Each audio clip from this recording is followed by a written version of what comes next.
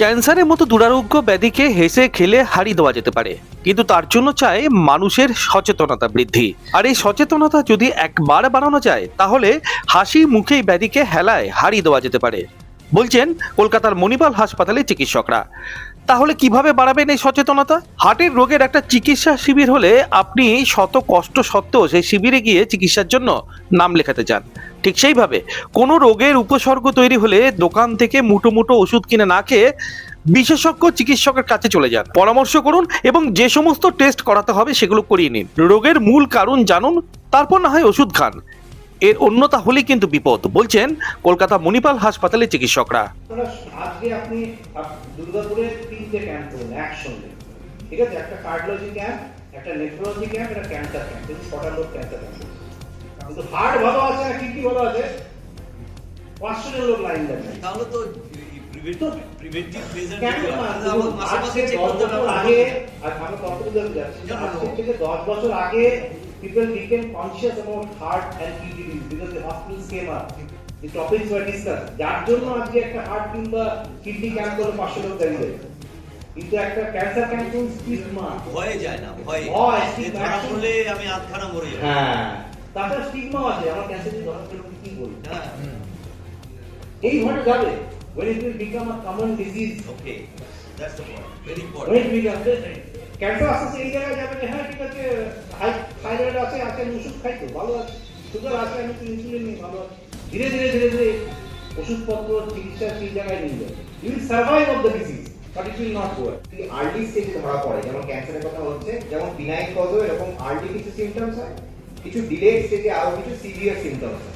আমরা যদি early symptom গুলোকে ধরতে পারি এবং সেগুলোর জন্য যদি আমরা মেডিকেল অ্যাটেনশন সিক করতে পারি, তাহলে রোগগুলোকে আর্লি স্টেজে ধরা সম্ভব, ইরেসপেক্টিভ অফ এটা ক্যান্সার কি ক্যান্সার নয়, ঠিক আছে? তো সেরকম কিছু সিমটম হলো ব্লোটিং, গ্যাস, অ্যাবডোমিনাল ক্র্যাম্পস, যেগুলো আমরা ইউজুয়ালি গ্যাস হয়েছে আগে খেয়ে হজম হয়নি ইত্যাদি ইত্যাদি, কিন্তু রেগুলার বেসে গ্যাস হচ্ছে সেটাকে ইউজুয়ালি আমরা ইগনোর করি। কিন্তু যদি আমরা প্রপারলি চেক আপ করাই তাহলে কোনো না কোনো প্রবলেম কিন্তু ধরা পড়বে, যেটা often neglected and comes to us at advanced stage. ওকে, যেমন অ্যাবডোমিনাল পেইন, পেটে ব্যথা হচ্ছে, মাঝে মাঝে পেটে ব্যথা হচ্ছে, ক্র্যাম্পি অ্যাবডোমিনাল পেইন, লুজ মোশন, এগুলো আমরা ওভার দ্য কাউন্টার মেডিসিন নিয়ে নিয়ে চালাতে থাকি যতক্ষণ না পর্যন্ত আমাদের প্রচন্ড অসুবিধা হয়, আলটিমেটলি হসপিটালাইজ হতে হয়। রিফ্লাক্স, হার্টবার্ন, বুকে জ্বালা হচ্ছে, অ্যাসিড রিফ্লাক্স হচ্ছে, কিন্তু আমরা অ্যান্টাসিড খাচ্ছি।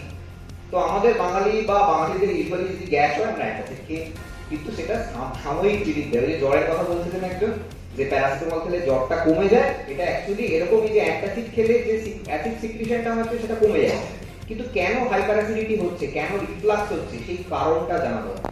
তাহলে কি সব ক্যান্সার এক? একেবারে নয়।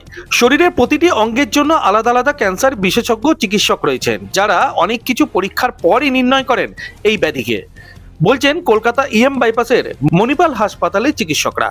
ভাবেই কিন্তু একটা লাং ক্যান্সার, লিভার ক্যান্সারের সঙ্গে ওভারি ক্যান্সার, জরায়ু ক্যান্সার কিংবা স্টমাক ক্যান্সারকে গুলিয়ে দেবে। প্রত্যেকটা অর্গানের ক্যান্সার আলাদা, that is why departments are separate, that is why treatment is different.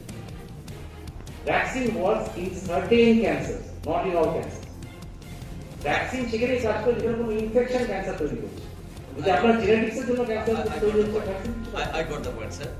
তাহলে লাং ক্যান্সার থেকে বাঁচার কোনো রাস্তা নেই?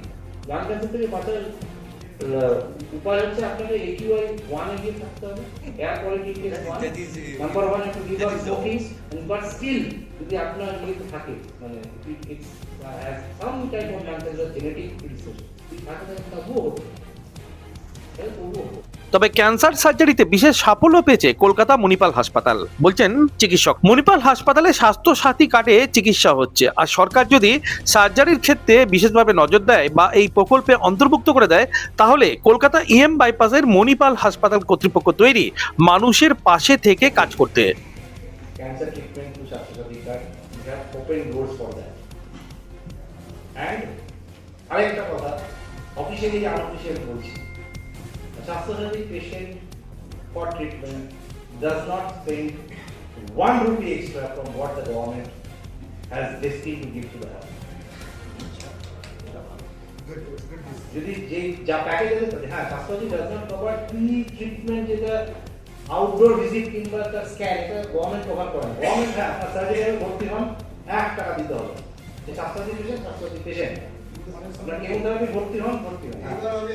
তবে সবশেষে মণিপাল হাসপাতালে চিকিৎসকরা বলছেন শুধু ব্যবসায়িক দৃষ্টিভঙ্গি নিয়ে হাসপাতাল কর্তৃপক্ষ চলছে না। ক্যান্সারের মতো একটা ব্যাধিকে হারাতে আগে দরকার মানুষের সচেতনতা, নচেত হাজারো মাথা ঠুকলেও এর শারীরিক কষ্ট আর চিকিৎসার খরচ দুই সামলানো কোনোভাবেই সম্ভব নয়। দুর্গাপুর থেকে অনুরাধা সেনগুপ্তর রিপোর্ট, খাঁটি খবর।